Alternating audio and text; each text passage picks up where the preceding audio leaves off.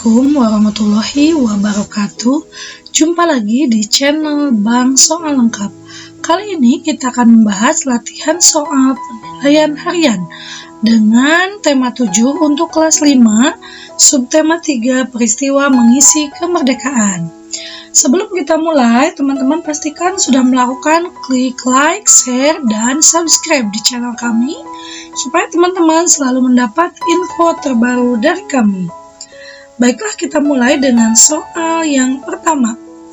Dalam mengisi kemerdekaan, contoh kegiatan positif yang bisa kita lakukan sebagai seorang siswa adalah titik-titik. A. Berperang dengan negara lain. B. Belajar dengan giat dan rajin.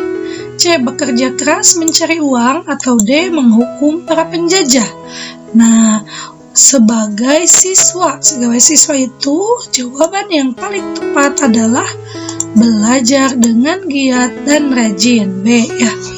Lanjut ke soal nomor 2. Kemerdekaan yang telah diraih oleh bangsa Indonesia harus kita jaga dengan baik. Kita bisa mengisi kemerdekaan ini dengan cara titik-titik. A. Memelihara persatuan dan kesatuan. B. Membangun tembok sepanjang perbatasan. C. Berebut kekuasaan antar daerah. D. Melarang warga negara asing, ini bukan dating tapi datang ke Indonesia. Nah, jawaban yang paling tepat supaya bisa mengisi kemerdekaan dengan baik adalah memelihara persatuan dan kesatuan. Jadi jawabannya adalah A. Lanjut ke soal nomor 3. Berikut ini adalah kegiatan negatif yang perlu kita jauhi sebagai seorang siswa. A. Mengikuti perlombaan olahraga. C. Merokok dan minum minuman keras. B. Berlatih pencak silat. D. Bergabung dalam palang merah remaja. Nah, yang dijauhi berarti perbuatan yang kurang baik. Di sini A, B, dan D baik ya perbuatannya, kecuali C, merokok dan minum minuman keras itu tidak baik. Jadi tidak boleh dilakukan. Harus kita jauhi.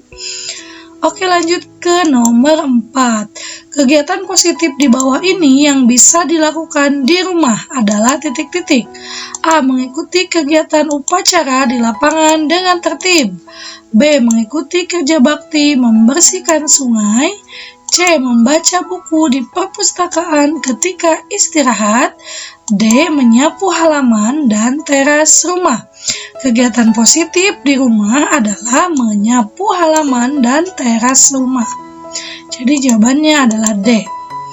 Lanjut ke soal nomor 5. Surat undangan adalah surat yang dibuat untuk titik-titik. A. Memberitahukan informasi penting tentang hasil rapat. B. Mengajak seseorang atau kelompok untuk menghadiri suatu acara. C. Memperingatkan seseorang atau kelompok untuk melakukan suatu hal. Atau D. Memperjelas keterangan kepada seseorang agar lebih memahami suatu hal. Kalau undangan dia berarti mengajak seseorang atau kelompok untuk mengikuti atau menghadiri suatu acara. Jadi jawabannya adalah B. Lanjut ke soal nomor 6. Surat undangan yang dibuat oleh suatu lembaga atau organisasi yang ditujukan untuk lembaga, organisasi, atau perorangan dinamakan surat undangan titik-titik. A. Pemerintah. B. Kantor. C. Resmi. D. Pribadi. Kalau dari sebuah lembaga berarti suratnya resmi. Jadi jawabannya adalah C. Nomor 7. Denny membuat surat undangan kepada Bayu. Surat undangan tersebut berisi ajakan menghadiri acara ulang tahunnya. Jadi surat undangan yang dibuat oleh Denny tersebut termasuk jenis surat undangan titik-titik. Acara ya, ini bukan acara tapi acara ulang tahunnya. Nah, jadi kalau undangan dari perseorangan, baik itu kepada organisasi atau kepada kelompok, itu adalah undangan tidak resmi. Jadi jawabannya adalah D. Nomor 8. Berikut ini adalah ciri-ciri surat undangan resmi, kecuali titik-titik. A. Terdapat kepala atau kop surat. Ini betul. B. Terdapat nomor, lampiran, dan perihal dalam surat. Ini juga betul. C. Terdapat tanda tangan ketua, sekretaris, dan bendahara organisasi. Ini juga benar. D. Dituliskan dengan kalimat baku sesuai dengan PUBI, Pedoman Umum Ejaan Bahasa Indonesia. Nah, ini juga benar. Mana yang tidak baik atau yang tidak tepat jawabannya? Yang tidak tepat adalah dalam sebuah organisasi itu kadangkala yang menandatangani hanya ketuanya saja. Jadi tidak perlu ada tanda tangan sekretaris, bendahara, dan lain-lain. Jawabannya adalah C. Nomor 9. Ini ada sebuah surat dari bimbingan belajar brilian kepada orang tua. Nah, ini hormat kami kepala bimbelnya. Nah, yang ditanyakan nomor 9. Keterangan di bawah ini yang tepat menurut gambar surat di atas adalah titik-titik. A. Nomor 1 adalah tanggal pembuat surat. Mari kita cek. Nomor 1 tanggal pembuat surat. Nomor 1 di sini adalah Bimba Brians, sahabat belajar, sahabat meraih prestasi. Ini disebut kop surat atau kepala surat. Kemudian nomor 5 adalah kalimat penutup. Kita coba lihat nomor 5. Dengan hormat, itu salam pembuka atau kalimat pembuka. Nomor 9 adalah salam penutup. Oh, salah juga. Nomor 9 di sini adalah tanda tangan dari kepala bimbel. Nomor 6 adalah isi surat. Nah, ini betul. Nomor 6 adalah isi surat. Jadi jawabannya adalah D. Lanjut ke soal nomor 10.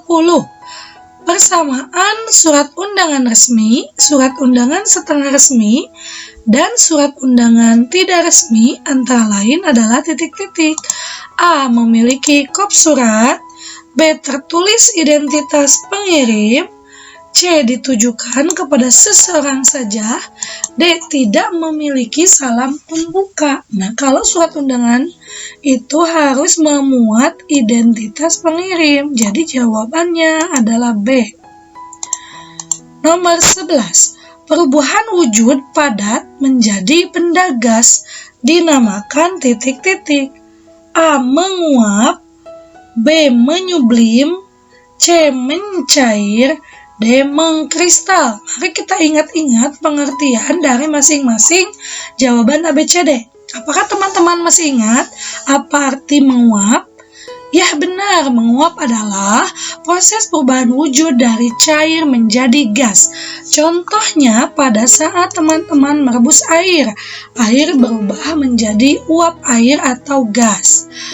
Kemudian mengkristal. Mengkristal adalah perubahan wujud dari zat cair menjadi zat padat. Contohnya dalam pembuatan garam, air laut berubah menjadi kristal garam, disebut proses mengkristal. Proses mencair artinya zat padat menjadi zat cair. Contohnya es krim yang dibiarkan di tempat terbuka akan berubah kembali menjadi air, namanya mencair. Sedangkan menyublim adalah sesuai soal, perubahan wujud benda padat menjadi benda gas. Sudah jelas, jawabannya adalah B. Lanjut ke soal nomor 12. Pengkristalan adalah perubahan benda dari yang berwujud titik-titik. A. Gas menjadi padat. B. Padat menjadi cair. C. Gas menjadi cair. D. Padat menjadi gas. Tadi sudah disampaikan bahwa mengkristal itu bisa dari cair menjadi padat, atau bisa juga ini gas menjadi padat. Jadi pengkristalan itu jawabannya adalah A. Gas menjadi padat. Lanjut ke soal nomor 13. Peristiwa berikut ini yang termasuk peristiwa pengkristalan adalah titik-titik. A. Pembuatan garam ditambak garam dari air laut. B. Kapur barus yang lama-lama menjadi habis di dalam lemari. C. Lilin yang menjadi meleleh karena nyala api.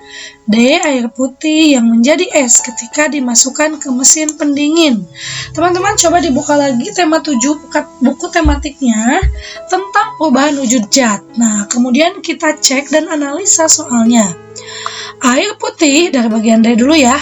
Air putih yang menjadi es ketika dimasukkan ke mesin pendingin. Air putih zat cair, menjadi es zat padat. Jadi cair ke padat namanya membeku. Kemudian yang C, lilin menjadi meleleh karena terkena nyala api. Lilin zat padat, meleleh menjadi zat cair. Jadi ini peristiwanya adalah mencair. Kapur barus yang lama-lama menjadi habis di dalam lemari. Kapur barus zat padat, lama-lama habis tapi udara menjadi wangi. Udara wangi berarti terjadi perubahan wujud dari padat menjadi gas. Nah, disebutnya menyublim. Sedangkan nomor A tadi sudah dibahas. Peristiwa pembuatan garam termasuk peristiwa pengkristalan. Jadi ini nomor 13, jawaban yang paling tepat adalah A. Nomor 14. Ketika Ais menuang minuman dingin ke dalam gelas, ada butiran-butiran air yang muncul menempel di luar gelas. Peristiwa tersebut adalah contoh dari perubahan wujud, yaitu titik-titik. A. Penguapan, B. Penyubliman, C. Pengkristalan, D. Pengembunan. Nah, mari kita cek. Minuman dingin itu adalah bentuknya zat cair, zat padat. Kemudian dia menempel di titik-titik menjadi zat gas ya. Jadi asalnya adalah zat gas. Air dingin itu suka ada kayak asapnya keluar, itu adalah zat gas. Kemudian air dingin itu menempel di titik-titik menjadi titik-titik air di pinggiran gelasnya. Nah, menempel menjadi titik-titik air, gas menjadi cair atau menjadi embun. Namanya peristiwanya pengembunan. Jadi jawabannya adalah D. Nomor 15 adalah soal bahasa Indonesia ya. Kemerdekaan bangsa Indonesia harus kita isi dengan aktivitas yang positif. Penulisan kata baku yang tepat pada kalimat di atas adalah titik-titik. A. Kemerdekaan bangsa Indonesia harus kita isi dengan aktivitas yang positif. B. Kemerdekaan bangsa Indonesia harus kita isi dengan aktivitas positif pakai huruf V dan E. C-nya kita lihat. Kemerdekaan bangsa Indonesia harus kita isi dengan aktivitas yang positif. F-nya pakai V. Kemerdekaan bangsa Indonesia harus kita isi dengan aktivitas pakai Z yang positif. Nah, yang paling tepat jawabannya adalah A. Ini sudah benar. Jadi positif itu P-nya, P awal adalah huruf P, sedangkan F akhirnya adalah huruf F. Positif dibacanya. Lanjut ke soal nomor 16. Susi Susanti adalah atlet bulu tangkis yang punya karir cemerlang. Penulisan kata baku yang tepat pada kalimat di atas adalah A. Susi Susanti adalah atletik bulu tangkis yang punya karir cemerlang. B. Susi Susanti adalah atlet bulu tangkis yang punya karir cemerlang. C. Susi Susanti adalah atlet bulu tangkis yang punya karier cemerlang.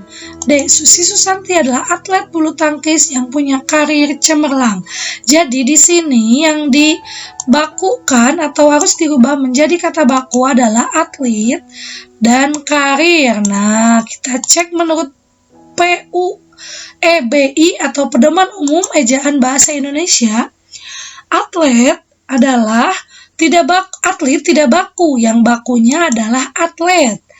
Karir juga ini adalah tidak baku, yang bakunya karier. Jadi atlet dan karier. Mana ABCD yang atlet dan karier? Ternyata jawabannya adalah C.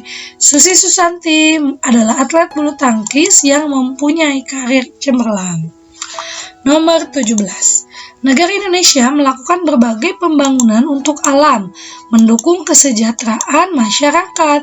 Pembangunan di bawah ini yang tidak termasuk pembangunan fisik adalah A. Pelatihan kerja bagi para pemuda, B. Pembangunan bendungan dan waduk, C. Pembangunan jalan raya antar kabupaten, D. Pembangunan jembatan penghubung. Ini yang tidak termasuk aktivitas fisik, berarti sifatnya non-fisik. Contohnya adalah A. Pelatihan kerja bagi para pemuda. Kita lihat bendungan dan waduk ada hasil fisiknya. Begitupun jalan dan jembatan. Lanjut ke soal nomor 18. Indonesia mempunyai sumber daya alam yang melimpah. Dalam pembangunan nasional, hal tersebut bisa menjadi salah satu faktor titik-titik. A. Penghambat, B. Pendukung, C. Penghalang, D. Utama. Nah, dalam pembangunan sumber daya itu sebagai faktor yang mendukung atau pendukung. Jadi jawabannya adalah B. Nomor 19. Hal-hal di bawah ini yang termasuk faktor penghambat dalam pembangunan nasional adalah titik-titik.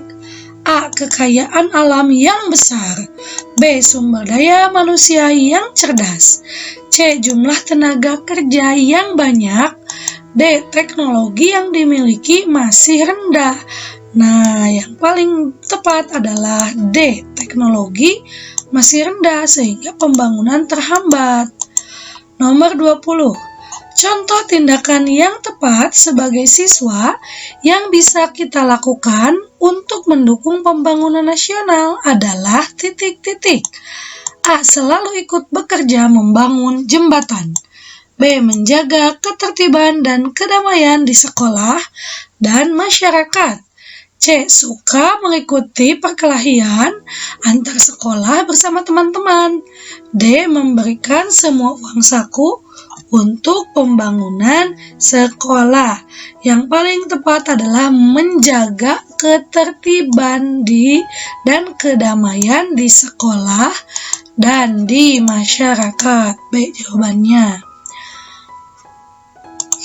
Nomor 21. Seni kriya adalah bagian dari seni rupa. Seni kriya merupakan seni kerajinan tangan. Contoh hasil dari seni kriya antara lain adalah titik-titik. A. Lukisan gunung dan lukisan laut. B. Patung dan boneka. C. Kain tenun dan lukisan hewan. D. Kain batik dan anyaman rotan. Yang dimaksud dengan seni kriya adalah seni rupa yang bisa kita gunakan sehari-hari. Contohnya kain batik bisa dipakai sebagai pakaian dan anyaman rotan bisa sebagai mebel atau barang-barang rumah tangga. Jadi jawabannya adalah D. Nomor 22. Berikut ini adalah contoh seni rupa dari daerah-daerah di Indonesia. Pasangan yang tepat antara bentuk seni rupa dan asal daerah yang tepat adalah titik-titik. A. Tenun songket dari Bali. B. Batik Megamendung dari Jakarta. C. Wayang golek dari Aceh.